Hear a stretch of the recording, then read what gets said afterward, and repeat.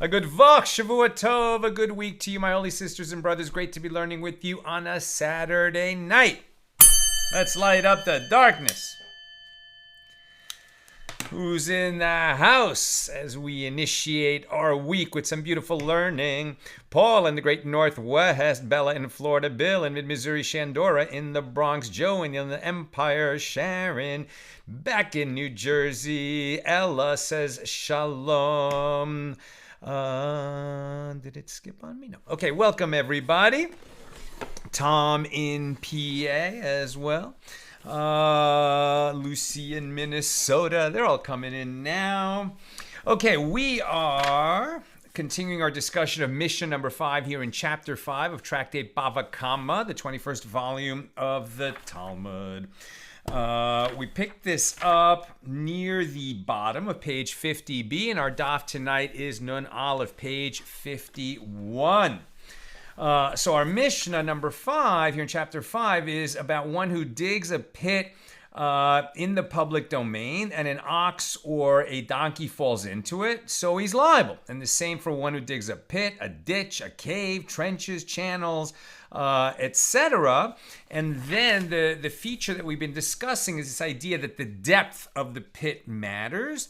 And that the pit needs to be a depth of 10 handbreadths or more for the one who dug it to be considered liable for a death, right? So in other words, if a pit is quite shallow and an animal falls into it and dies, but the pit was so shallow it wasn't really the kind of a fall that would kill an animal, so then we're going to say, well, the animal tripped, maybe got injured, but the death was not caused by the pit. However, if it is 10 handbreadths or deeper, then we're going to say, yes, the pit was of a sufficient depth that the animal could have fallen and died from it. Then the sages argued, what exactly causes the death? Is it the impact of the fall, because it fell, that's about 40 inches, or is it that in a pit that has that depth, it is possible to actually suffocate because of the kind of the enclosure of it? And the Gemara is talking about the fumes that could be produced there. This might sound far-fetched to you where you live, but actually in this area of Los Angeles, there are methane leaks all over the place. If you've ever heard of the La Brea tar pits, which is very close to our house, actually, you can walk there in 10 minutes. So there really is this layer of oil and tar and gas and methane and all kinds of gases that from time to time percolate up through the ground here in LA. And so you can imagine that there might be places like that where when you dig a pit, there are fumes down there, and that might be what causes the death. If the animal is stuck in the pit, can't get itself out, and is breathing these noxious fumes, or if there's some kind of other limitation on the air, there's just not enough air available to the animal. Maybe it's actually a small pit, and it falls in, it's wedged in, it can't breathe properly. And so the bottom line is, it might be the fumes or the lack of air, it might be the impact, but as a matter of definition, a pit for which the one who digs it could be held liable for the death of an animal or even a person would have to have a minimum depth of 10 handbreadths. Okay. Let's continue the discussion. So the Gemara raises a further challenge from that which we learned in our Mishnah. If, excuse me, if any of the types of excavations that we're talking about, a pit, a channel, a cave, a trench, etc., if any of these types of excavations were less than 10 handbreadths deep, and an ox or a donkey fell into one of them and died, so then the digger of the excavation is exempt for the death. But if it was injured rather than killed, he is liable to pay damages. And what is the reason for the ruling of if an ox or a donkey fell into it and died, he is exempt? Why? Is it not because at this height there is not sufficient impact, although there are lethal fumes? Excuse me. So the Gemara responds, no, he is exempt because there are no lethal fumes. And the Gemara challenges this. If that is so, that a pit less than 10 handbreadths deep lacks sufficient lethal fumes, then why is the one who dug it liable if the animal is injured? But there are no lethal fumes. And the Gemara answers, there are not sufficient fumes to cause death, but there are sufficient fumes to cause damage. So the Gemara relates there was a certain ox that fell into a water channel, La'arita Didalae,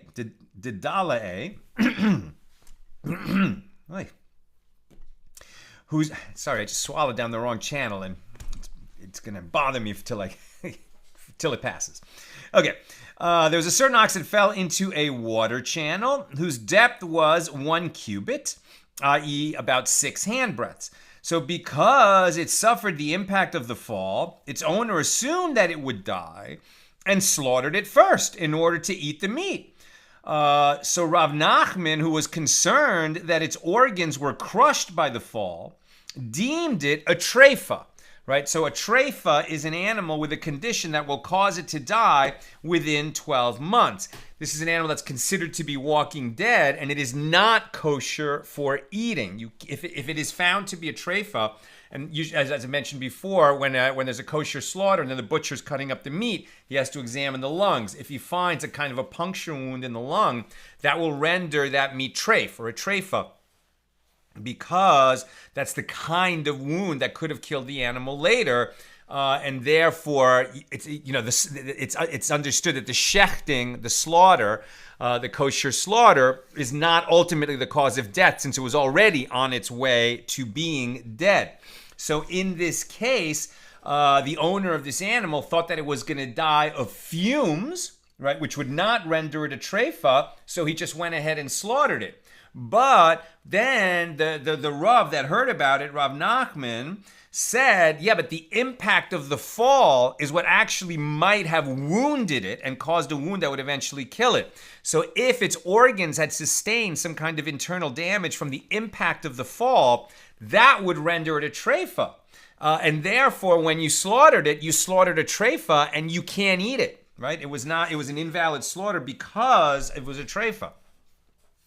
So furthermore, Rav Nachman said, if the owner of this ox had taken a kav of flour to bake into bread to eat instead of slaughtering his animal for its meat, and gone and learned in the study hall that although an ox that falls and hits the ground is considered treifa if it is slaughtered immediately, because it might have been wounded, if the animal remained alive for 24 hours and is then slaughtered, it is fit to eat.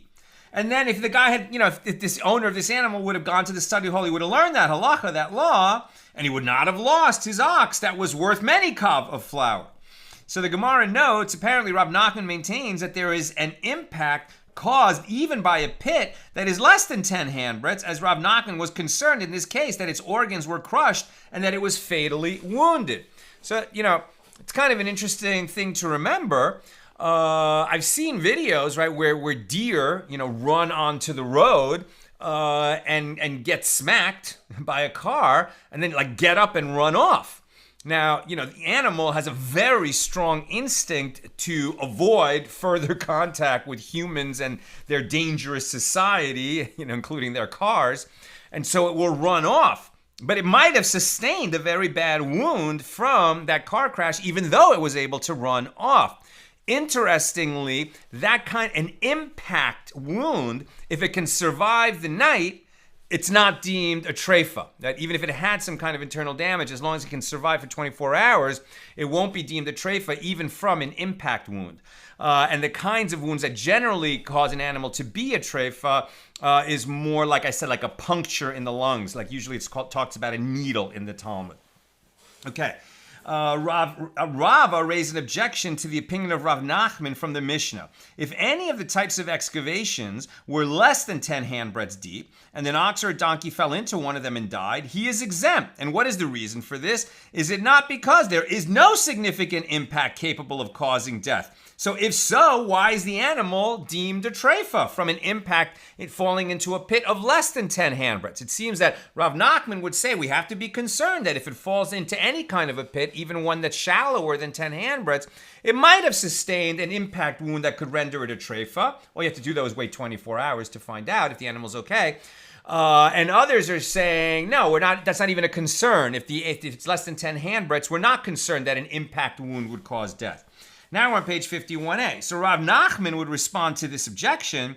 No, he is exempt because there are not sufficient fumes to cause death in accordance with the opinion of Rav. Nevertheless, the impact from hitting the ground is sufficient to cause death, and therefore an ox that fell into a water channel is suspected of possibly being a treifa. Again, you can rule it out by just waiting 24 hours. Rava again challenges Rav Nachman. If so, then how is the statement, if the animal was injured by it, he is liable, to be explained? There are not sufficient fumes? Rav Nachman said to him, there are not sufficient fumes to cause death, but there are sufficient fumes to cause injury. Rava raised an objection to the opinion of Rav Nachman, right? So before it was Rav. No, it was also Rava. So Rava is now bringing another objection from a Mishna in Tractate Sanhedrin, page 45a. So the structure from which the punishment of stoning was implemented, right? So stoning, right, one of the death penalties in the Torah for certain kinds of crimes that lead to a death penalty is stoning. In fact, we talked about when an ox is sentenced to be executed because it killed a human being, its punishment is stoning. And there are some humans also who are subject to stoning for capital crimes. There are 4 kinds of capital punishment in the Talmud. So when stoning applies, you have an image in your mind, right, of people throw rocks at the person. That's not what stoning is. Stoning actually is that a person is thrown from a height and hits the ground, and that kills him, right? Being thrown off a cliff is actually what stoning was. Now we're learning something a little bit interesting. Well, maybe they didn't have a cliff handy, so they would actually build a structure to throw the person off of.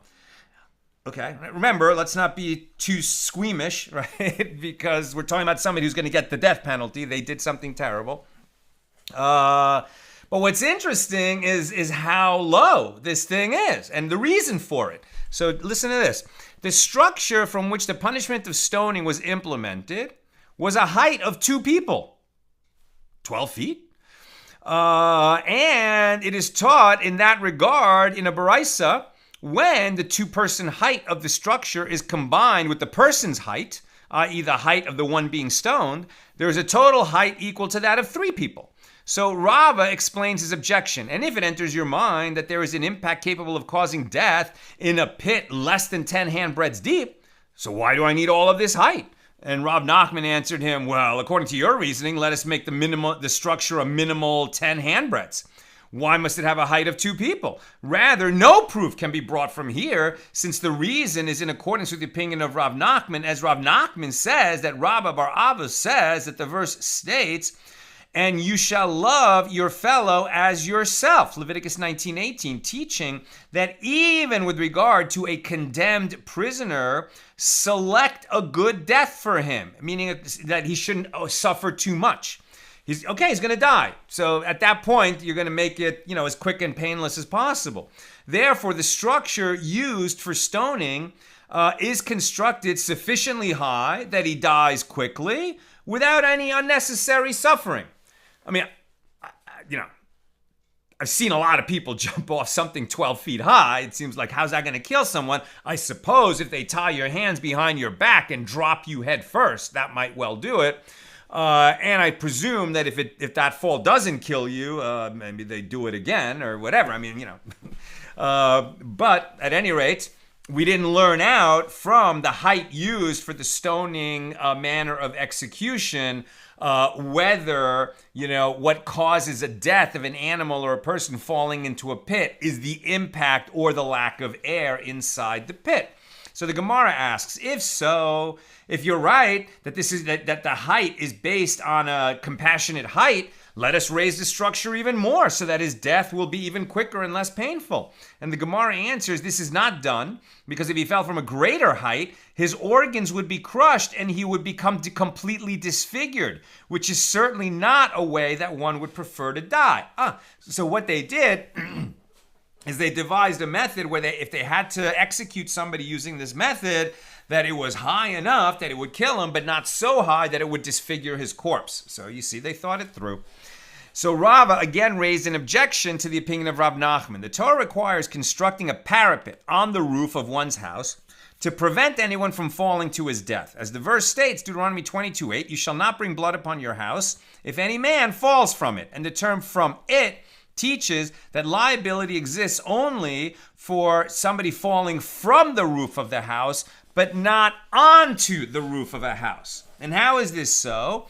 So if an area in the public domain was 10 handbreadths higher than a private house, and the owner did not construct a fence between his house and the public domain, and someone fell from the public domain onto the roof of his house, so the owner of the house is exempt. He didn't do anything wrong. By contrast, if the public domain was 10 handbreadths lower than his house, and the owner did not construct a parapet, a fence on his roof, and someone fell from his roof down into the public domain, then he is liable. And if it enters your mind that there is a sufficiently strong impact to cause death, even at a height of less than 10 handbreadths, right, which is what Rav Nachman is arguing when he says that an animal could be a treifa, and Rava is challenging him on it. So if it enters your mind that an impact could cause death even at less than 10 handbreadths, at 40 inches, I mean, it really is not much of a height, then why do I need the roof to be 10 handbreadths high for there to be a requirement to construct a parapet? And Rav Nachman said to him, the law of the parapet for the roof of a house is different, since any structure less than 10 handbreadths is not classified as a house, and only a house requires a parapet. It's not because a height of less than 10 handbreadths would not cause not cause a sufficient impact to create death, but rather that if the house wasn't at least 40 handbreadths high, then it's not a house, so it wouldn't need a parapet.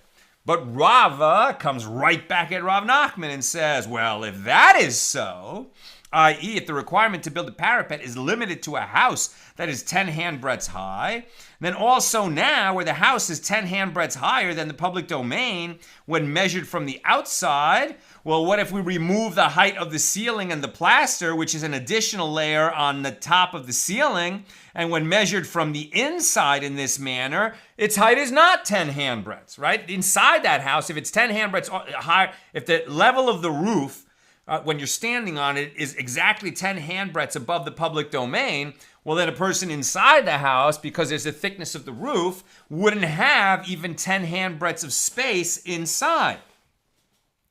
So according to you then, says Rava to Rav Nachman, this would not be classified as a house. So why would it need a parapet? And then Rav Nachman said to him, well, it is a case where he hollowed out an extra space inside the floor of the house so that its height would be 10 handbreadths within. So Rava keeps challenging him, and if so, in a situation where the house is not 10 handbreadths from the outside as well, you can find a scenario where it is 10 handbreadths from the inside, such as where he hollowed out extra space in the floor, thereby transforming it into a house with the required height. Right, so you get the picture like they have these, what do they call, earth ships, right? Earth ships are these houses in New Mexico and Arizona that are built into a hillside. So inside it's a normal height house, but you could easily be in a situation where you're standing on the roof of the house and you're only a foot above the ground. Does this house need a parapet or not? Right, so such as way holiday, thereby transferring the house with the required height. Why then would a person be exempt in this case? And the Gemara answers, rather, the previous explanation must be entirely rejected. And this is the reasoning of Rab Nachman when he ruled that one must suspect that the ox's organs were crushed upon falling into the water channel. He maintains the following argument. How far is the distance from the stomach of the ox to the ground? 4 handbreadths. How deep is the water channel? 6 handbreadths. This totals 10 handbreadths. Therefore, it transpires that when the ox hits the ground, it is from a height of 10 handbreadths that it hits the ground, since it landed on its stomach and not its feet. So the Gemara asks, but with regard to the Mishnah, which teaches just as a pit that has sufficient depth to cause death when falling into it is at least 10 handbreadths deep, so too any other excavations that have sufficient depth to cause death may be no less than 10 handbreadths deep. So why not say that a pit with 6 handbreadths would also be sufficient, since most animals have that height between the stomach and the ground? And the sages said in reply, the Mishna is referring to a case where the animal rolled into the pit, in which case the pit would be required to have the full depth of 10 handbreadths, and by contrast, if it fell while walking, then the extra height from the ground to its stomach is included in calculating the 10 handbreadths. And that concludes our discussion of Mishnah number 5 here in chapter 5. Mishnah number 6. If a pit belonging to 2 partners was uncovered, and the first partner passed by it and he didn't cover it, and then the second partner passed by it and he did not cover it, then the second one is liable for any damage caused by means of the pit. So got the picture? The 2 of them created the pit in the public domain, presumably, and then they covered it, right? So they weren't going to leave a pit that would cause damage to people. But one day they were using the pit and they forgot to cover it. And then the first partner walked by and he had the opportunity to cover it and he didn't. And then the second partner walked by and he had the opportunity to cover it and he didn't. Says the Mishnah, the second one is liable for any damage which ensues, presumably because he was the last one who had an opportunity to cover it and protect the public. Let's discuss. Gemara. The sages say, how can you find such a case of a pit belonging to 2 partners? This works out well if we hold in accordance with the opinion of Rabbi Akiva, who says that one who digs a pit on his own property and then declares the property, but not the pit, ownerless, is liable for damage. According to him, right, why does it matter that it was initially dug on his property? Because he had permission to dig it, right? If you dig the pit in the public domain to begin with, everyone agrees that the person is liable who dug it, because you don't have permission to dig a pit in the public domain. But you can dig one on your own property, so you had permission to dig it. You didn't do anything wrong when you dug the pit. Then you declare the property ownerless. So now the pit exists in the public domain. Now, if you just declared all of that land ownerless, the pit would go with it, and you would be exempt. But if you maintained ownership of the pit itself, but declared all the land around it ownerless, right? So you kept ownership of the pit, but declared all the land around it ownerless. So then you created a pit. You didn't do anything wrong when you created it, but you still have ownership of a pit that is now in the public domain. And if somebody gets hurt, you're going to be liable for it. Now, is this how we get to the situation where 2 people own a pit? Could be. Let's keep reading. According to Rabbi Akiva, you find such a case where the courtyard belongs to 2 people and the pit belongs to both of them, and they renounced ownership of their property, but they did not renounce ownership of their pit. So in that case, both are responsible for any damage that the pit caused. But if we hold that one who digs a pit on his own property and then declares the property but not the pit ownerless, that he is exempt from liability for damage caused, how can you find a case of a pit for which a person is liable? It can only be a case where it is located in the public domain. And how can you find a case of a pit belonging to 2 partners in the public domain?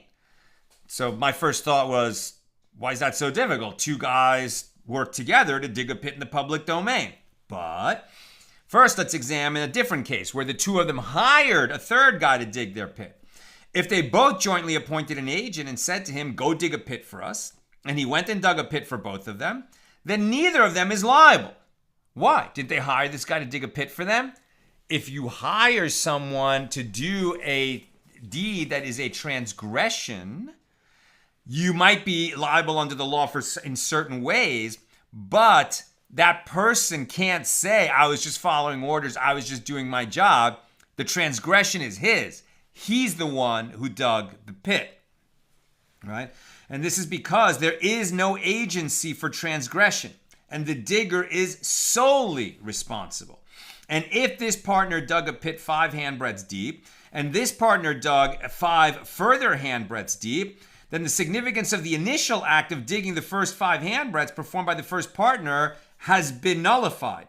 Now all the responsibility rests with the second partner who deepened the pit to 10 handbreadths, which is the minimum depth for which one is liable for an animal's death. Therefore, this is also not treated as a jointly owned pit. The one who reached the depth of 10 handbreadths, he's the one responsible for the pit that could cause death.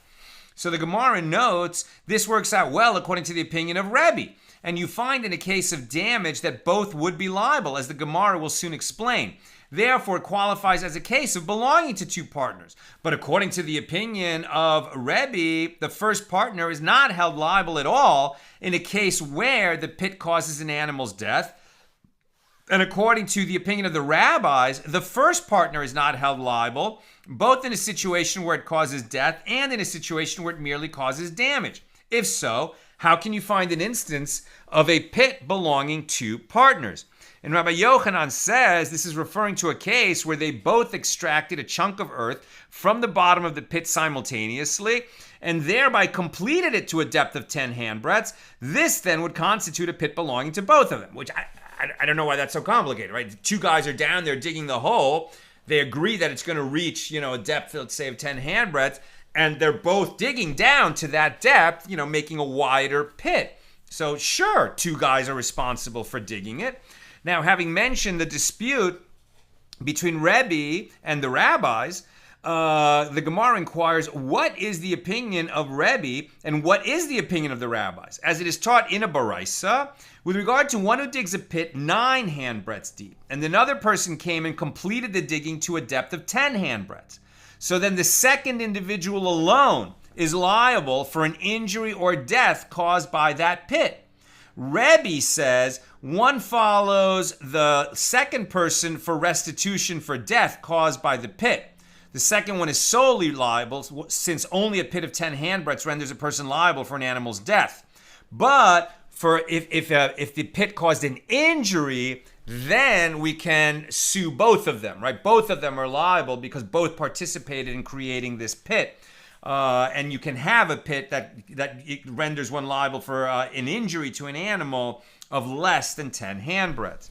So the Gemara explains, what is the reason for the opinion of the rabbis? That only the second one, even though the first one dug most of the pit, but he only got it down to 9 handbreadths deep. And then the second one just does the last handbreadth of depth, but he's the one that's going to be solely responsible if there's a death, because before him, it wasn't 10 handbreadths deep. Right? What is the reason for this? Which is the holding of the rabbis. As the verse states, Exodus 21:33, if a man shall open a pit, or if a man shall dig a pit.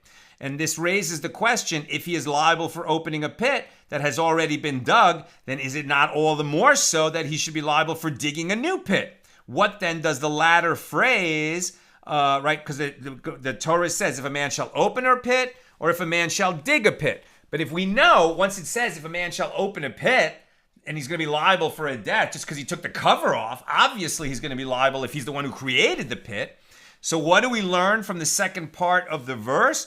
The verse serves to include the case of one person who begins to dig a pit, and after he does so, a second person continues to dig. And by subsequently stating if a man shall dig a pit, the Torah teaches that a new pit is effectively created by the second digger, whose digging removed, i.e. rendered irrelevant, the action of the first digger, who bears full and therefore the second one bears full responsibility for any death caused by the pit. And Rebbe, and in fact in any injury as well. So according to the majority, the one who deepens it takes full responsibility for the pit, not only for death, but even for injury. Rebbe says the second one gets responsibility for death, but both of them have responsibility for injuries. And Rebbe could have said to you, these two clauses in the verse are both necessary. And the second clause cannot serve to teach the law of the sole liability of the second digger. And the reason that both parts of the verse are necessary is, as we said earlier on page 50, where interpretations were cited according to both Rabbi Yishmael and Rabbi Akiva. And the Gemara asks, and don't the rabbis also agree that they are necessary for those interpretations? If so, what is the source of their opinion that responsibility for the pit rests solely with the second partner? Rather, the previous explanation must be rejected, and this is the reason of the rabbis. The verse states, if a man shall dig a pit, indicating that one person is liable, but not two. It was a singular. If a man shall dig a pit. Therefore, if two people jointly created the pit, the second one bears responsibility and not the first. But what if they did it simultaneously? The Gemara asks, and how does Rebbe understand the phrase, if a man shall dig a pit? And the Gemara answers, he requires that phrase to teach a different law. The phrase, if a man shall dig a pit, indicates that a person who digs a pit is liable, but one is not liable if his ox digs the pit. And the Gemara asks, and from where do the rabbis derive this law? And the Gemara answers that the combination of words, man and pit, is written twice. If a man shall open a pit, or if a man shall dig a pit. From one phrase, the law is derived that a person must do the digging and not an animal. And from the second phrase, the law is derived that one person bears responsibility for the damage and not two people. And the Gemara asks, and what does Rebbe derive from this repetition? And the Gemara answers, in his opinion, since the Torah wrote this first clause using this wording, it similarly wrote this second clause in the same fashion. So the repetition is for stylistic reasons, and it is not meant to teach a new law. So the Gemara continues to ask about the opinion of the rabbis. And even if they derive from the verse that only one person is liable for damage caused through the pit, from where do they know that the Torah intends to render specifically the second one liable for damage? Perhaps it is to render the first one who started the digging liable for the damage and not the second. Maybe the second one is only liable for death and the first one is liable for any injury. How do we know that, according to the rabbis, or how do the rabbis know that the second one is liable for everything, right? Whereas Rebbe says the second one liable for death, both liable for injury. So the Gemara answers, it should not enter your mind to suggest this. Since the verse states, and the carcass shall be for him, in Exodus 21:34, and this indicates that it is the one who causes the death, i.e. the second one who is liable and not the first. This is because it is the second one who completed the digging, the necessary depth who completed digging the necessary depth for causing death, and not the first. So the Gemara asks, but isn't this clause, quote, and the carcass shall be for him, necessary for that which Rava states? As Rava says, with regard to a disqualified, consecrated ox that fell into a pit, the pit's owner is exempt, as it is stated, and the carcass shall be for him. Why is he exempt? Because a consecrated ox can't be for anybody. Evidently, the verse is stated with regard to a case where the carcass belongs to him. This ox, which was consecrated and subsequently disqualified, does not fully belong to anybody since its use is restricted. Since this verse serves to teach Rava's ruling, it cannot serve to teach about the liability of the second digger. And the sages answered, and can't you learn from the words and emphasis of the verse by itself that we are dealing with the one who caused the animal's death? Even if these words are also used to derive Rava's ruling. Therefore, the verse can serve as a source for both rulings. On a similar subject, the sages taught in a case of one who digs a pit to a depth of 10 handbreadths, and another person comes and completes the depth to 20 handbreadths by digging an additional 10 handbreadths. And another one comes and completes it to 30 handbreadths. Then if someone falls in, they are all liable for any damage caused by this pit, right? Because all of them participated in digging a ditch that was more than 10 handbreadths. And all of them were responsible that it would be at least 10 handbreadths. The first one already made it 10 handbreadths, and the other one just added to it. So they all participated in the digging, and they are all liable. This is distinct from our previous case, where the first one didn't dig a ditch that was 10 handbreadths deep. It was less than that, and the second one came and made it more than 10. Here, all three participated in a ditch that is more than 10 and was so from the first digger forward. And one can raise a contradiction against this from a baraisa in a case of one who digs a pit to a depth of 10 handbreadths, and another one came and plastered it and cemented it.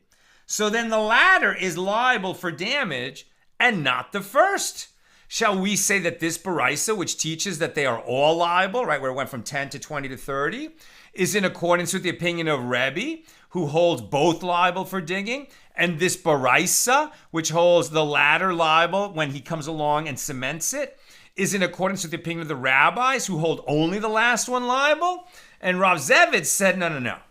Now the circumstances have changed too much. You can't make the same distinction as between Rebbe and the rabbis when you're talking about these two other cases. Why? Rav Zevitz said both this baraisa and that baraisa are in accordance with the opinion of the rabbis, right? That you, as soon as you get it to 10 handbreadths or more, you're the one responsible. And the way that the first baraisa accords with their opinion is that the rabbis say that the last one is liable only where the first one did not make the pit of sufficient measurement to cause death, but dug less than 10 handbreadths. But where the first one did make a pit of sufficient measurement to cause death, such as in this case where the first one dug it to 10 handbreadths himself, and it was subsequently deepened further by others, even the rabbis would concede that they are all liable. And the Gemara asks, but in the second baraisa, where one dug a hole of 10 handbreadths and then another one came along and plastered it and cemented it, well, the first made a pit of sufficient measurement to cause death, and nevertheless, that baraisa says that only the last one is liable. And they said in response, there it is referring to a case where the pit did not have fumes capable of leading to death because it was very wide. And when the second one came along and plastered it and cemented it, he narrowed it so that it captured fumes inside and made it deadly, not because of impact, but because of fumes. There are those who say, I don't know if I mentioned it, we're on page 51b now for a few paragraphs. There are those who say that this is what Rav Zevitz said, both this baraisa and that baraisa are in accordance with the opinion of Rebbe. And this first baraisa, which teaches they are all liable, fits well with his opinion. That second baraisa, which teaches the last one alone is liable, is referring to a case where the pit did not have sufficient fumes in it that were capable of leading to either death or damage, and then another person came and by narrowing it with plaster and cementing it, he added to it the characteristic of having fumes capable of leading to both death and damage. So elaborating on this subject, Rava says, with regard to one who placed a stone at the opening of a pit that is less than 10 handbreadths deep. So what he did is, so imagine a pit, right? It's a hole in the ground, and it's only, let's say, 8 handbreadths deep. But what he did, when they says place a stone, what they mean is he made a ring of stones around the pit. So if you stepped up on top of that stone, you would be 10 handbreadths above the bottom of the pit. And then your next step would be into the pit. So you would fall a height of 10 handbreadths. That's what Rav is talking about. So with regard to one who placed a stone at the opening of a pit that was less than 10 handbreadths deep, and he thus brings the pit to a depth of 10 handbreadths by raising the ground around the opening of the pit, we have arrived at the dispute between Rebbe and the rabbis concerning whether only the second or both are responsible for damage caused. Right? Somebody dug a pit of only 8 handbreadths. Somebody else came along and basically raised the rim of the hole up another 2 handbreadths, so he made a pit 10 handbreadths deep. So who is going to be liable for a death? Just the last one or both of them?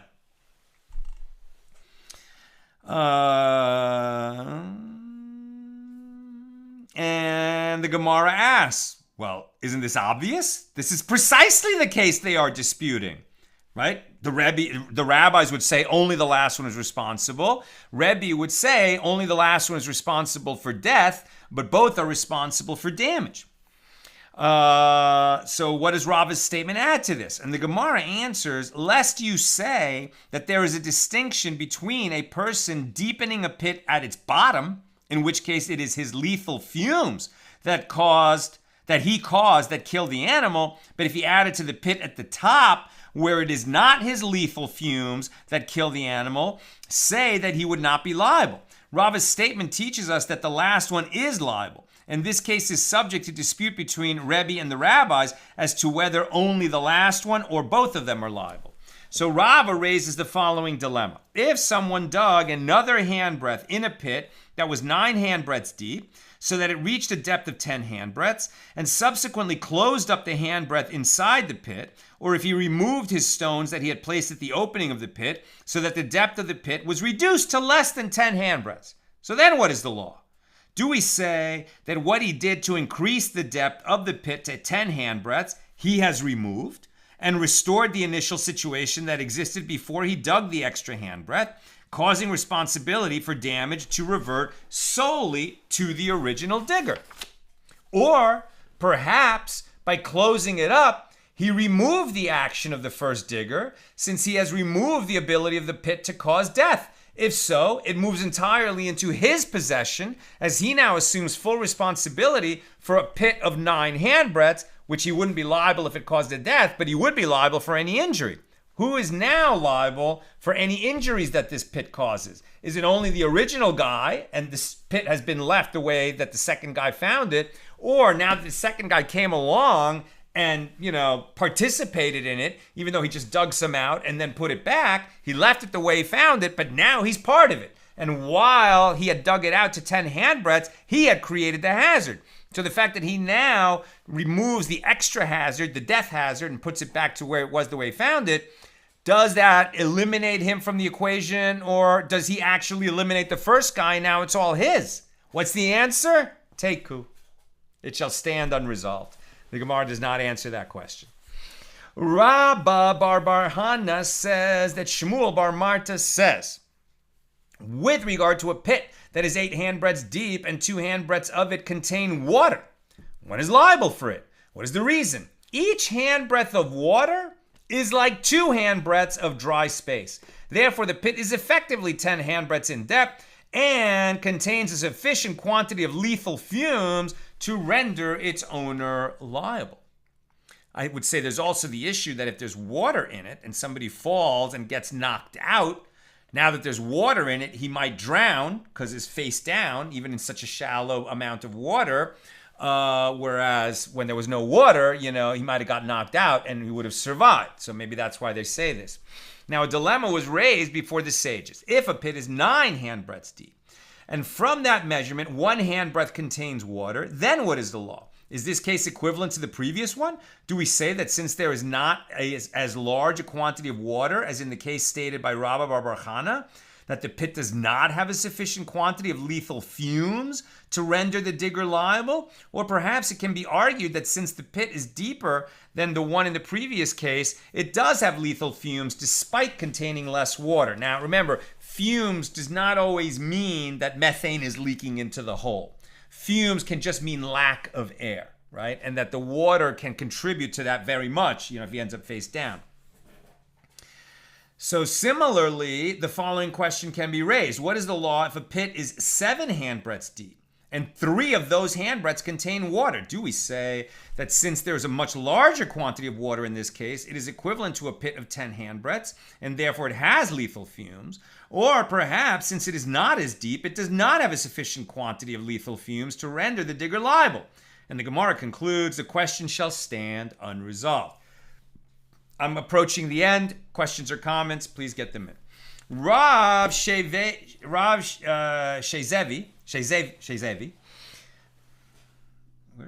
Shezevi. Okay. Rav Shezevi asked the following question of Rabbah. If one widened the opening of a pit that was already 10 handbreadths deep, then what is the law? Yeah, so interesting. The depth he didn't change, but he made the pit wider.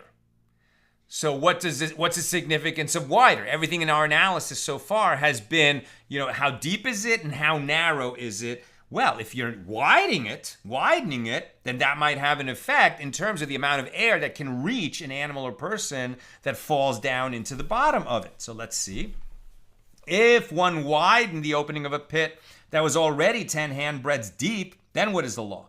Rabbah said to him, well, by doing so, he has actually reduced the lethal fumes, and he has not worsened the situation. The impact doesn't change because the depth didn't change. Making it wider means that there's less opportunity to be suffocated in there because more air can get down to the bottom of the pit. So you might say that he actually made the pit safer. Therefore, he should not be liable. Rav Shezevi said to him, on the contrary, by widening the opening of the pit, he has brought the potential damage closer to an animal that might fall inside, right? I mean, obviously, it's a wider pit. There's greater chance that people who come along will fall into it. So rather, Rav Ashi said concerning this question, let us see. If the animal died because of the lethal fumes, right, the lack of oxygen inside the pit, then the one who widened the pit should be exempt since he reduced the concentration of fumes. But if the animal died because of the impact, then he should be liable since he has brought the potential for damage closer to the animal. By making it wider, more animals can fall in. And there are those who say that Rav Ashi said, let us see. If the animal fell on that side where he widened it, then his action has brought the potential for damage closer to the animal, so that he should be liable. But if the animal fell on the other side of the pit that he didn't touch, he should bear no responsibility since he reduced the fumes that would be there at the bottom of the pit. It was stated with regard to a pit whose depth is equal to its width. Rabbah and Rav Yosef both say a ruling in the name of Rabbah bar bar Chana, who says in the name of Rabbi Mani, but each present it differently. One of them says a pit always contains a quantity of lethal fumes sufficient for liability unless its width is greater than its depth. Therefore, when they are equal, the digger is liable. And the other one says a pit never contains a quantity of lethal fumes sufficient for liability unless its depth is greater than its width. Consequently, when they are equal, the digger is exempt. That's what I've got for us tonight. Let's take a few questions. Okay,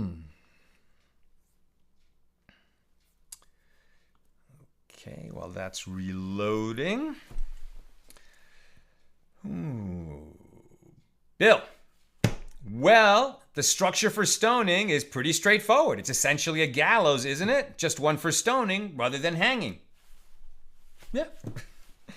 Stephen, what if you were committing suicide by jumping, i.e. off someone's roof without a parapet?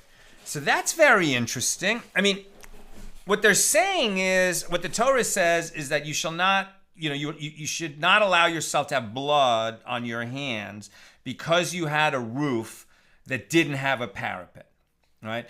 And so then what constitutes a structure that requires a parapet? It's any building that's at least 10 handbreadths high, meaning at least 10 handbreadths difference between the roof and the ground below. So if you have that situation, you have to build a parapet. So then that's really to stop somebody from accidentally falling off your roof. So, that parapet needs to be at least tall enough, to stop people from accidentally falling off the roof. What about somebody who climbs up on top of that parapet and jumps off? I would say that's tragic and sad. And we would all, say, God, if we knew that person, we would all be like, oh, how do we miss the signs, et cetera. And we'd have to deal with that. But I don't think that there would be any liability for the owner of the house if he had a parapet. Now, an interesting question is, what if maybe this is what you're asking, what if he committed suicide by jumping off a roof that didn't have a parapet? I bet that's what you're asking. So then that's a great question, right? The parapet wouldn't have prevented his fall, but the roof was parapetless, right? So I think that's a great question. It really is that same analysis that we have about one who widened the pit. Well, did widening the pit cause the animal to fall into it or not? Right? So it's a great question where it requires further examination of the facts before we could render a better answer or a more complete answer. Tom, does the Talmud recognize the concept of attractive nuisance? Very good. Right? If it's something that attracts kids onto your property, then even though it's on your private property, If it's foreseeable that kids will ignore your, property lines and come on and hurt themselves because it's an attractive nuisance, then you might have an enhanced liability, even though you normally wouldn't be liable for people that got hurt when they were trespassing on your property. So Tom explains this concept of attractive nuisance like this, i.e., you dig a pit on your property, and for some reason you make it a very nice pit, a pretty pit. And there's no fence separating your property from the public domain and no marking where your property starts. And someone not knowing it's private property wanders onto your land to look at your nice pit and falls into it. Are you liable for not taking steps to keep someone off your unmarked property? I haven't, I don't remember from the last time I read this tractate some years ago. So I don't know if we'll encounter that concept or not. We haven't yet.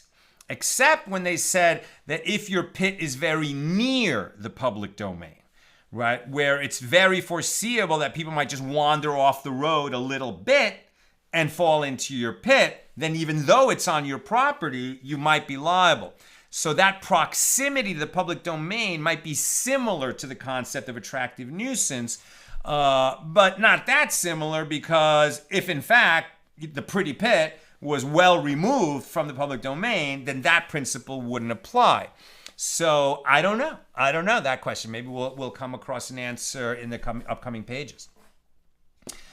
Stephen says, with regard to the first and second digger of the pit, so if the pit fills with water, who benefits from the use of the water, the first or the second guy?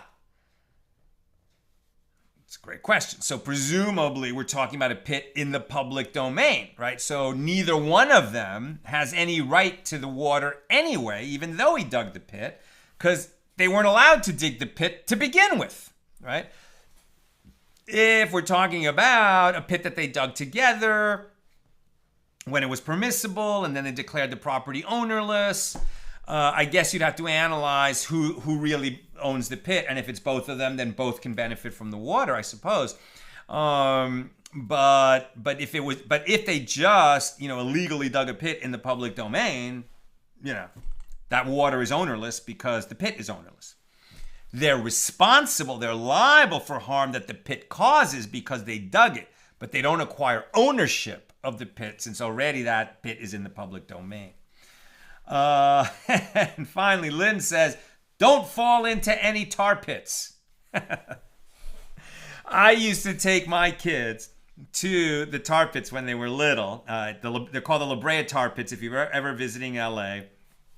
And it's a museum. It's a natural history museum. There's an enormous amount of fossils that they have found there and reconstructed a woolly mammoth and a saber-toothed tiger and a giant sloth and these like donkey-like creatures and dire wolves and all these other animals. And why are there so many fossils to be found in and around the tar pits? Because first, like the kind of some kind of a deer, right, or donkey went to drink some water. And its feet got caught in the tar. And so it was just standing right there when the dire wolf said, ooh, yummy dinner, and jumped on top of that donkey to eat it. And guess what? The wolf got caught in the tar pit. And then there were two animals just there, and the saber-toothed tiger said, yummy, and it jumped in, etc., etc., etc. So yeah, as Lynn says, don't step in a tar pit. That's what I've got for us tonight. With God's help, we'll be together again tomorrow, Sunday night, for page 52 at our regular time, 6 p.m. Pacific.